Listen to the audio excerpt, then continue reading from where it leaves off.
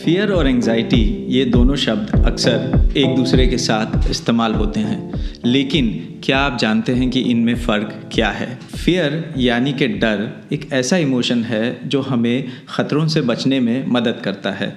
जब कोई ख़तरा जैसे कि आग, जंगली जानवर हमारे सामने आ जाते हैं तो हमारा इमोशनल दिमाग फियर का रिस्पॉन्स शुरू कर देता है। इसका मतलब है कि फियर हमारे शरीर में कई तरह के बदलाव पैदा करता है जो कि एंजाइटी के साथ कुछ मिलते जुलते हैं, लेकिन फिर भी फियर का काम होता है हमारे शरीर को तुरंत लड़ाई या भागने के लिए तैयार करना। रोड पर कोई कार आपके पीछे हॉर्न बजा दे तो आप चौंक जाते हैं, दिल की धड़कन तेज़ हो जाती है, सांस तेज़ हो जाती है और हमारे शरीर में कुछ बदलाव आ जाते हैं। ये सब फियर के कारण होता है। याद रखना इम्पॉर्टेंट है, फियर और दूसरा कोर इमोशंस नेचुरल रिस्पॉन्स हैं जिनको हम रोक नहीं सकते। इमोशंस कंट्रोल करना मुश्किल है क्योंकि कई बार ये इमोशंस हमारी सुरक्षा के लिए ज़रूरी होते हैं। अब चलते हैं एंजाइटी की तरफ। एंजाइटी एक ऐसा रिएक्शन है जो हमारे इमोशंस और ज़रूरतों से जुदा होता है, अलग होता है। फियर और दूसरे कोर इमोशंस जो शरीर में पैदा होते हैं उनको एंजाइटी दबाने की कोशिश करती है। ये बहुत ज़रूरी बात है, इस पर ध्यान दीजिएगा। फियर हमें ताकत देता है एक्शन लेने के लिए, या तो लड़ने के लिए या भागने के लिए, मगर एंजाइटी हमें फ्रीज कर देती है। हम फियर या कि डर को दबाने की कोशिश करते हैं। क्या रीजंस है इसके पीछे? पहला, बचपन से हमें कहा जाता है कि डर कमज़ोरी है, डर को एक नेगेटिव ट्रीटमेंट दिया जाता है। हमारे करीबी लोग हमारे डर को स्वीकार नहीं करते, वो नहीं समझ पाए कि डर स्वाभाविक है और ज़रूरी है। इसीलिए आपने सुना होगा, मेरा बच्चा डरपोक नहीं है, मेरा बच्चा बहादुर है, मेरा शेर बेटा, वगैरह वगैरह। दूसरा रीज़न, मुश्किल ही सही मगर डर एक मैनेजेबल इमोशन है जिसको कुछ वक्त में काबू किया जा सकता है। मगर अगर आप ऐसा करने में नाकामयाब हो जाएं तो हमारा दिमाग आगे चल के डर को दबाने की कोशिश करता है जो कि एंजाइटी को जन्म देता है। तीसरा, अगर कोई कहीं ख़तरे के वक्त हमें नुकसान पहुंच जाए, जैसे कि एक्सीडेंट में हम गिर जाएं, हमें थोड़ी सी चोट लग जाए, तो ये एंजाइटी की वजह बन सकती है। हम हमेशा एक्सीडेंट के डर को दबाने में लग जाएंगे। कई लोग एक्सीडेंट के बाद आपने देखा होगा मोटरसाइकिल या गाड़ी चलाने से डरते हैं। दोस्तों, एंजाइटी को समझना थोड़ा मुश्किल हो सकता है क्योंकि ज़रूरी नहीं कि एंजाइटी की वजह हमारे आज में हो।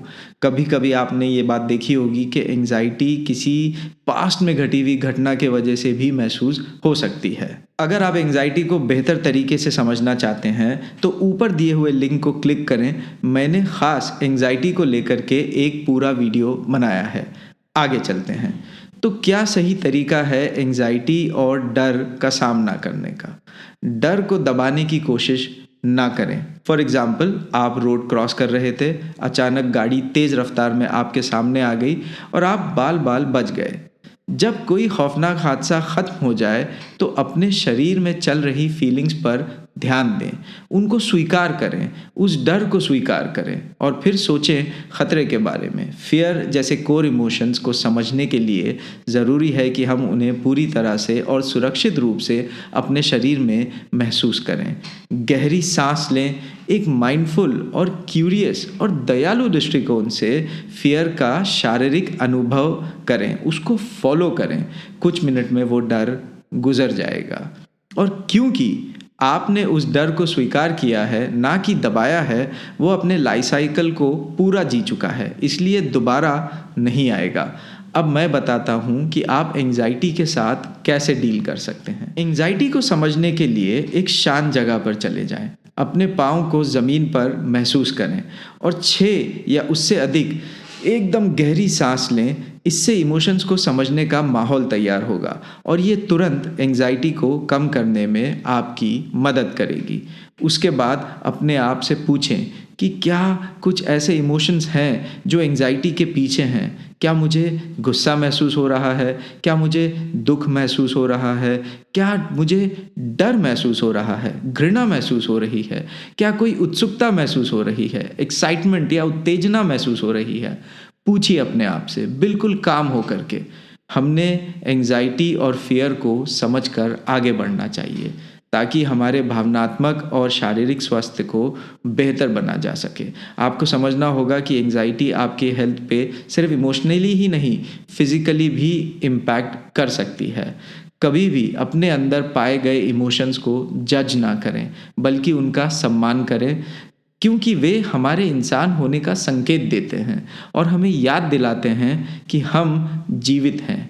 भावनात्मक स्वास्थ्य शारीरिक स्वास्थ्य की तरह महत्वपूर्ण है और असल में ये दोनों एक दूसरे से जुड़े हैं। जब हम एंजाइटी या फियर महसूस करते हैं तब समझना ज़रूरी है कि क्या हो रहा है, ताकि हम उन इमोशंस को सही तरीके से जवाब दे सकें। तो फिर एक बार याद दिला दूं, डर एक हकीकत है और एंजाइटी एक भ्रम।